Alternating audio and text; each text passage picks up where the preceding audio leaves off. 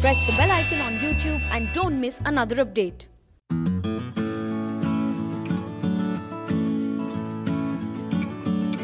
These are unprecedented times, and while a lot of companies are, facing the brunt of the lockdown, Grofers has been, keeping the ball rolling. First of all, I want to ask you, how are you coping up with the nationwide lockdown? How is it impacting? I think we're in a scenario where there isn't a right decision anymore. It has been a challenging 4 weeks. I'm not going to lie about that and say it's all been smooth sailing.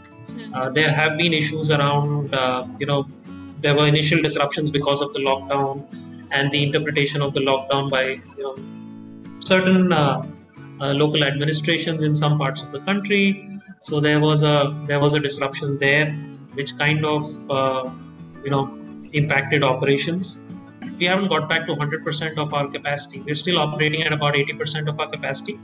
We're seeing a huge spike from customers on orders. So we used to do about 1 lakh of orders a day. We are doing about 1.9 lakh orders a day now. So there is a significant surge in demand. From an operations perspective, we are still running at about 80%. So, the team is just having to stretch itself that much extra. Since the lockdown, we've already serviced about 25 lakh orders. So, everybody is having to do double the work just to make sure that we are able to service as many people as we can. So it is significantly challenging, but I think it's also a great opportunity for Grofers to be out there in the forefront, helping customers and consumers with their daily needs. Also, has there any impact been on the deliveries workforce strength? So on the supply chain side, like I said, because of the whole lockdown scenario, there was shortage of labor.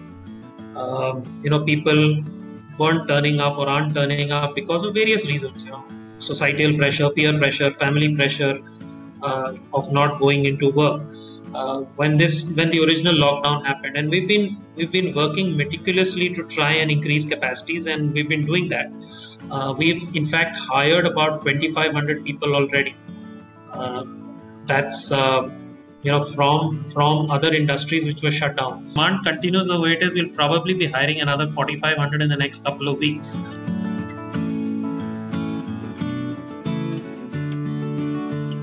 How are you coordinating with the local authorities or states for a smooth on-ground, smooth on-ground operations? Before the lockdown, we were operational in 27 cities. We're already back up in 24 cities. And in those cities, we are, working with the local authorities very closely to ensure there is smooth functioning. So things like, passes, for example, for our delivery teams, for our warehouse workers. We've started, running buses to help our workers get to the warehouse, so permissions for that. So there's a lot of work that we are doing around the whole permissions piece with the local authorities. Besides that, we are also coordinating with them for certain relief efforts. So, we're working with a couple of states around getting relief out in terms of helplines. People are calling in their grocery needs. And this is not a Grofers helpline where people call Grofers and we deliver orders as Grofers. This is for the state administration. We're working with them and we're trying to get necessities, essentials out to people in need. So that's the second area of coordination that we're doing. And last but not least is, of course, ensuring all our supplies are delivered on time. Working with them to ensure transportation is not hindered. Vehicles are coming into our warehouses, leaving our warehouses, our permissions are all granted. So those are a couple of areas that we're working very closely with the state governments. The response has been great. Recently, there has been a case of a pizza delivery boy in Delhi who was tested positive of COVID. Any fall in the number of orders for Grofers, and probably some of your employees wanted to take leaves? The supply chain tide is on the field. So they are right now in the field. They're delivering orders, warehouse workers, distribution points. So that whole team is in the field. No leaves there. Then there is the demand team, which is marketing, category management. Most of that team is working from home because we want people to be safe, and hence our advisory there is please work from home. not from office. So everybody is working from home. In fact, we are seeing an increase in productivity working from home.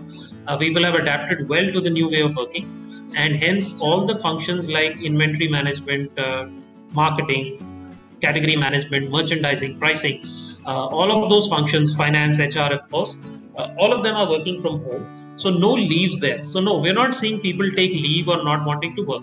As far as that one particular instance was concerned, see, we are doing a lot of things within our organization to ensure safety of our customers as well as safety of our employees. So for example, if you look at our warehouses, whenever somebody is walking in, thermal scanners, they need to sanitize their hands, then gloves, masks. Every 3 hours, we are disinfecting the warehouse. Everything's been cleaned. The trays are being washed after every use. So there is a lot of, hair nets are being used. So there's a lot of work that we are doing to ensure that people are following safety standards. Our delivery boys also, every time they're making a delivery, before and after, they're sanitizing their hands. They need to wear gloves. Masks, we are mandated to change them after a certain period of time.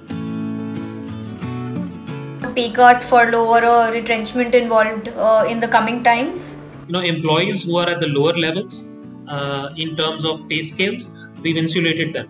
I think the bulk of the cuts have been taken by the senior management to ensure that people who need the money, for their daily essentials and for their bare needs, that money should be covered.